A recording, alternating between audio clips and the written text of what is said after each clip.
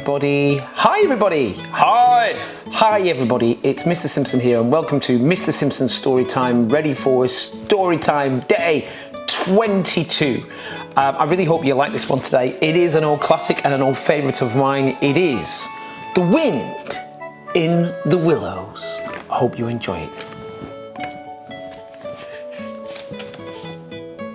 Ratty and Mole were out for a row, just messing about on the river. With a splish and a splash, Otter's head popped up. "Hello, you two," he gurgled. "Toad is looking for you." Toad Hole stood grand and tall, right on the edge of the river. Ratty rowed there at once. "You're here," Toad cried. "Come for a ride in my brand new caravan." They rambled across the country lanes, talking of this and that. Insects were humming and birds were chirping when a sports car shot past in a cloud of smoke, sending everyone flying. "Scoundrels!" shouted Ratty. "Villains!" muttered Mole. "Poop, poop," said Toad. "Forget that boring old caravan. I'm buying a car."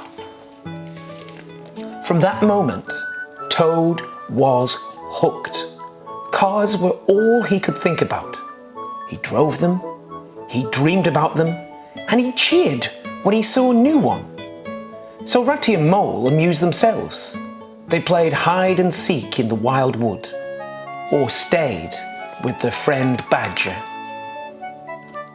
"How's Toad?" asked Badger one night over cookies and cocoa. "Still buying new cars?" "Buying them and crashing them," said Ratty. "He's the world's worst driver." "We'll have to help him," Badger declared. "Tomorrow, we'll pay him a visit." "Hello, you fellas," said Toad early the next morning. "I'm just off for a drive." "Oh no, you're not," said Badger. "You're a menace on the road. We're taking your keys and keeping you inside." "It's for your own good, Toad," added Mole. "They won't stop me," Toad chuckled as he escaped. "I'll find a car to drive." Soon he saw the perfect one. As if in a dream, he clambered in and sped away. That night, Toad was in prison. "Why did I steal a car?" he thought. "Oh, clever Badger, oh, sensible Mole, oh, foolish, foolish Toad."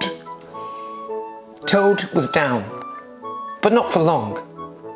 Late one night, he escaped from prison, cunningly disguised as a washerwoman. When the moon was high in the sky, he curled up by a tree and snuggled into his shawl. He fell asleep, dreaming of home. But back at Toad Hall, calamity. His home had been stolen from him by stealthy stoats and wicked weasels. "Don't panic, Toad," said Mole. "Badger has a plan." And Badger did, for he knew of a secret tunnel that would take them right into Toad Hall. In the dead of night, armed with sticks and swords, they followed Badger down the secret tunnel and burst into the kitchen. "Charge!" hollered Badger. Clang, crash, smash! What a squealing and a screeching filled the air. "Take my hearth, would you? Take that!" shouted Toad. Wham! The stoats and the weasels were banished forever.